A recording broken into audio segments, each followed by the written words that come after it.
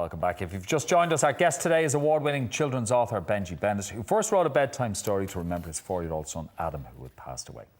Now, this was in the hope of spreading a simple message of love, and I think that message is carried through in all the books. Yeah. But it is good to have you here. Yes. Thank you very much. I'm thrilled to be here. Good. Now, we need to talk about your name. We're slightly confused. So it turns out that you are one of 4 Benjis in your house. You and your brothers were all called Benji. Yes. Discuss. Yes, okay. Well, we all actually do have our own different real names that our parents did give us. Okay. And so it was A for my dad is Anthony, B for Brian, C for Connor, D for Deirdre, E for Owen. They skipped F and had Gavin and Geraldine.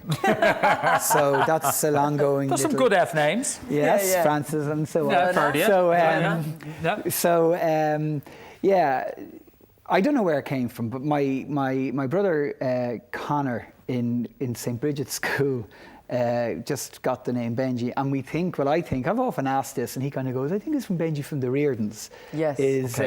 So he claims to be the original Benji. Benji. So we have this kind of crack going on. But So was it like Benji 1, Benji 2, Benji? Yeah, so then I went to Bridget's and I was called Benji, and then my younger brother went to Bridget's and he was called Benji, and then we all went to the same senior school, and then my older brother Brian, he became a Benji as well. So we all kind of became Yeah, but there was also a thing from the Reardons where if you wanted to offend somebody, you'd say there was a bang of Benji off them.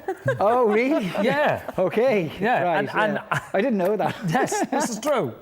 We had Biddy here, Biddy White-Lennon, who used to be in the Reardons, and she told us this. Oh dear. Anyway. Yeah, well, Dear, exactly. Where do you go from there? So I used to think that was just a dog farting all the time. So That's yeah, hilarious. But you got to keep Benji. Well, you see, I put it on the book. You see, I kind of now own it. Yes. And you know, we used to have great fun because you know there was 4 boys, and one of us, well, my older brother Connor was good with the ladies. Right. So he'd He was a hit. somebody would ring up and they'd say, "Can I speak to Benji?" And Mum would be on the phone very politely. Well, which Benji would that be? Like, so that would go on for a little bit, and then she'd be asking, well, how old are you, and what school are you in, and where did you meet this Benji you're looking for? And she's trying to decide how she's going to figure out which one of us to call to take the phone call. So Yes. Yeah. Whereas the girl was probably in a cold sweat going, Yes. being interrogated here. Yeah, well, Mum's not that bad. That's great. it's the Irish mammy with the sons. You know, I have no doubt I'll be the same. Actually, I'm going to say boy. hello. So Dad's got a kidney infection in Spain. So Aww. hello, Mum and Dad. Yes. Hi, guys. So hello, Mum. She's watching as well. So we kind of touched on this earlier on, that you stalked your wife basically till she succumbed to a date. Yeah. But it is actually quite romantic. Fill us in on how you met Jackie. I don't know where you're getting the romantic bit from, but I first met her. We worked in ESAT Telecom, and I came in. I just finished college, and I just thought I was going to take over the world. And I thought, Dennis and Brian, she's nothing, and I'm going to do it anyway. So when I arrived in, she thought I was an absolute fool. And then I just really liked being around her, whatever reason that was. So it wasn't like love at first sight. They're being lifted up to the bottom. I can see Dennis O'Brien in there. Oh yes, that's Jackie. Poor there, Jackie, yeah. did she end up getting stuck up there? Yes, well, yeah. How do you she's probably wishing she did. How do you think she agreed to the date? Yeah. She was hanging out of the hoop. Yeah, so she's hanging out. I'll get you down if you say you'll go out with me. So yeah, I just like being around her, and then it was like we'd be by the little tea area and we'd be making coffees, and then there was at the time when smoking laws were very loose, the ladies' toilet on the first floor was the smoking room. Yeah. So anytime Jackie, and sure, half the time the only reason I smoke is Jackie was, and she doesn't neither of us smoke anymore now because it's very bad for all those children. Yes. So yeah, we used to follow her in and have a smoke and hang around the ladies in the toilet. In the ladies' toilet, because that's the one that had the window in it. Okay. And then the boss would be coming down, and you'd be coming out, and you'd be all walking out of the toilet. It was like coming out of nearly an airline kind of. Yes. What are we doing in there? So. Yeah. Okay. Hang on, the ladies again, Benji. Again, yeah. So that was it. Carry it on. Yeah. Tell us about the proposal, because this is quite funny. Well, I got a little hint, and I kind of went, I might be in here. So I went off, bought the ring myself, And now, we have to point out they had been out on a few dates. Yeah, we had been a few dates. dates. Produce them on the first date. Yeah. Under the cubicle. Yeah, exactly. Yeah. So I was. I went off, bought the ring. It was burning a hole in my pocket for literally 3 weeks because I was trying to find the right time. We went out to a restaurant in Donnybrook. There was a lovely piano. I think it was the Courtyard at the time. So I started playing the piano for the whole restaurant. Okay. And because I didn't have pints at that stage, so I wasn't making too many. I thought you'd left your credit card at home. Yeah, exactly. So then, anyway, it didn't happen there, and then it was always supposed to be over a nice candlelit. I was going to play the piano, and I couldn't get the nerve. And then eventually we got home, and Jack goes, "God, I'm so tired." She lay on the couch and took off her shoes, and I was sitting down on the ground in front of her, and I just popped the ring on her toe.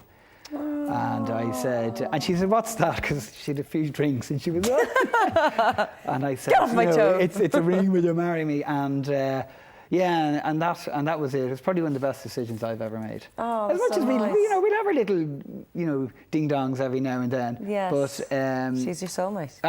Yeah. Well, we've been through this whole journey, together, very tightly together, and spending time is a huge part of it. Because something like that can divide a family. Yeah. And it has done in so many circumstances. Absolutely. I mean, it can be more tragic because the whole family can, and that's something that we recognise that straight away. We said we're going to fight this together. So that was our whole thing. We said we're going to fight this together, the two of us against the world, and it really is just the two of us. And we spend so much time together.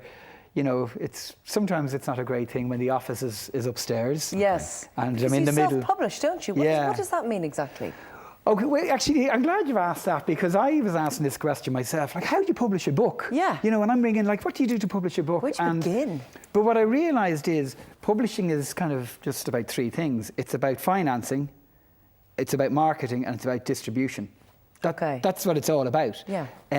So I said, right, well, can I go to the bank and get a loan? It was just before the whole Celtic Tiger went belly up, and I had a full-time job, and I said, I need a few quid. I want to, get a book done. And then the distribution, I got in touch with, the distributors, and they said, yeah, we'll give that a go. And I went, oh, okay. And then I met with the head buyer in Eason's, David O'Callaghan. He said, I'll put that into the Eason shops for you. And I went, cool. And then somebody said, you what? And I went, yeah, well, he said, have you any idea how huge that is? So I was very lucky that and then there's the marketing side of it. And that's probably the hardest bit. That's probably where I suffered the most because it's just me. And, so I'm on and I'm doing the emails and I'm on doing Facebook and I'm on, trying to get interviews and onto the radio, and you try to get over in the UK and you're saying, can I get on? They're saying, who are you? And so, I don't really have a clue what I'm doing.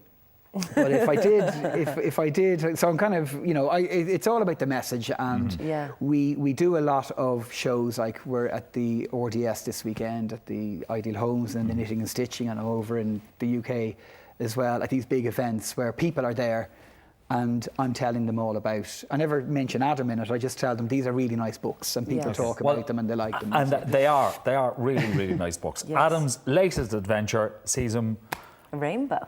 Yeah, Adam and the Magic Rainbow. Magic Rainbow. Yeah. Tell us about this story.